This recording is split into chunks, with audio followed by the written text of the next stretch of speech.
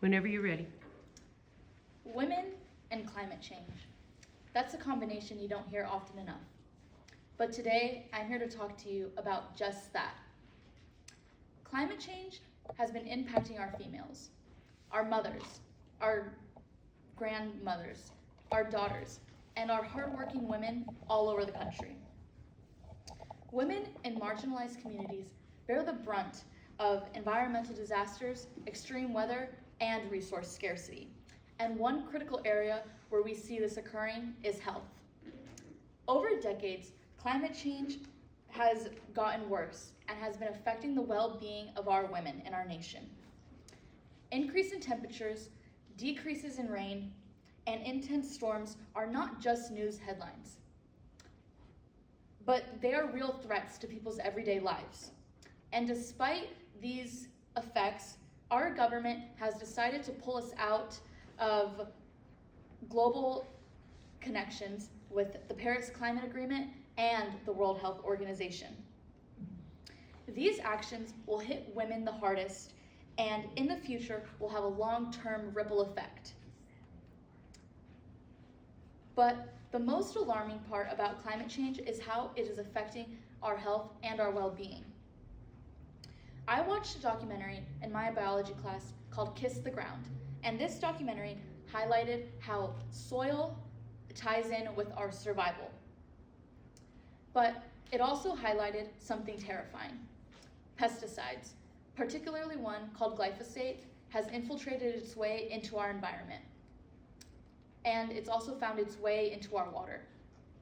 That means that every sip that we take we could be getting these chemicals into our bloodstream and into our body. But something even more terrifying is that it's found its way into breast milk as well. This means that it's inheriting itself into newborns. Over 200 studies have been found that glyphosate is connected to childhood health issues, such as ADHD, cancer, and other disabilities. So, how does this tie back to women?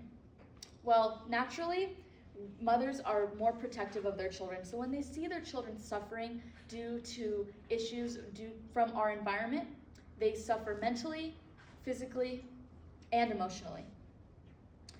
But not only do these mothers suffer, these children, these girls, future women that'll have to carry these health issues into adulthood. But these children are not only at risk. Women working in agriculture are exposed to these chemicals daily, which increases their chances of reproductive issues, hormonal imbalances, and chronic diseases, which is why we have had an increase in infertility in our nation. Rising temperatures cause droughts, and this has caused the land to not produce as much agriculture, which has caused the farmers to need to rely on more pesticides, but these have came with consequences. The consequences have caused climate change to skyrocket. So, what solutions can we take?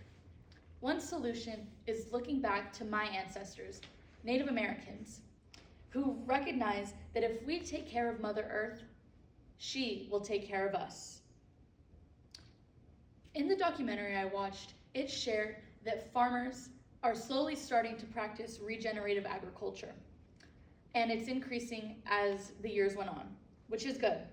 But if we start educating farmers on how to practice regenerative agriculture, we will be able to grow healthier foods that will allow our nation to flourish and receive the health that they deserve.